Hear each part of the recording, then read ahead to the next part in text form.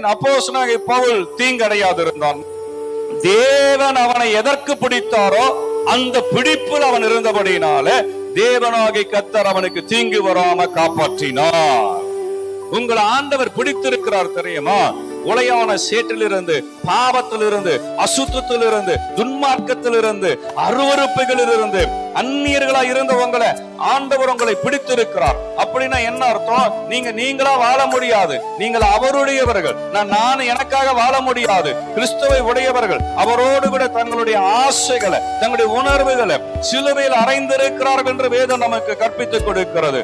ஒரு தேவனுடைய பிள்ளை, நீங்க விசுவாசியா இருக்கிற நீங்க என்ன தெரியுமா யோசிக்கணும்? எனக்கு தீங்கு வராம இருக்கணும்னா, நான் அதுல ஜெயிக்கணும் சொன்னா, என் தேவன் என்னை எதற்கு பிடித்திருக்கிறாரோ அந்த பிடிப்புல நான் இருக்க வேண்டும். அவளுக்கு ஒரு விரியன் கவினவன பக்கத்துல இருக்கிறவன பார்த்தான், செத்து போயிருவான், வீக்கம் கண்டுரும், முடிஞ்சிரும் நினைச்சாங்க.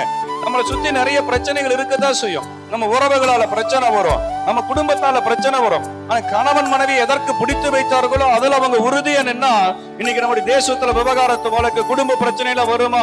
நாம பிடிச்ச இடத்துல இல்ல. அதாமா ஆண்டவர் ஒரு இடத்துல வச்சிருந்தார், பிடிச்சு வச்சிருந்தார், இங்கதான் இருக்கணும், இங்கதான் இருக்கணும்னு. ஆனா அவன் வச்ச இடத்துல இல்ல. ஆண்டவர் கொண்டு வந்து வச்ச இடத்துல அவன் இல்ல. இன்னைக்கு நீங்க மட்டும் ஆண்டவர் பிடிச்ச இடத்துல, உங்களுக்கு மேல ஒரு தரிசனம் இருக்கிறது, உங்களுக்கு மேல ஒரு நோக்கம் இருக்கிறது. இந்த பூமியில நீங்கள் உருவாக்கப்பட்டதுக்கு ஒரு நோக்கம் இருக்கிறது.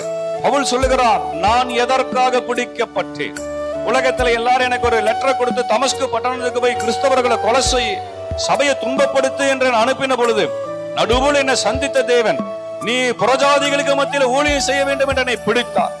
என்னை பிடித்த தேவனுக்காக லாபமாய் இருக்கிற அனைத்தையும் நஷ்டமும் குப்பையமாய் கருதி ஆண்டவர் பிடித்ததற்காக, ஆண்டவர் என்னை வேறுபடுத்ததற்காக, ஆண்டவர் என்னை செலக்ட் பண்ணினதற்காக நான் அதை பிடித்துக் கொள்ளும்படி ஓடினபடினாலே விரியன் கவின பொழுது நான் தீங்கு அடையாது இருந்தேன்.